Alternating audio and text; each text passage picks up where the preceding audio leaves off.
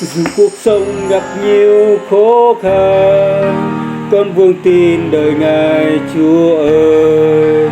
Dù cuộc sống gặp nhiều khổ đau, vì Chúa hứa sẽ mãi bên cạnh con. Thế gian là chi cho con bao nhiêu đớn đau, thế gian là chi cho con bao nhiêu đắng cay. Thế gian cướp mất niềm hạnh phúc của đời con, thế gian cho con những nỗi đau chua cay. Và Chúa hứa sẽ mãi bên cạnh con mỗi ngày, và Chúa hứa sẽ mãi luôn bên cạnh con từng giờ.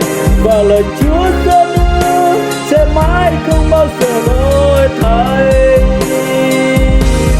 Chỉ có Chúa sẽ mãi bên cạnh con mỗi ngày, dẫu khi con ngấp ngơ Chúa bên cạnh con nữa đâu. Dẫu còn chẳng ra chi chỉ con mãi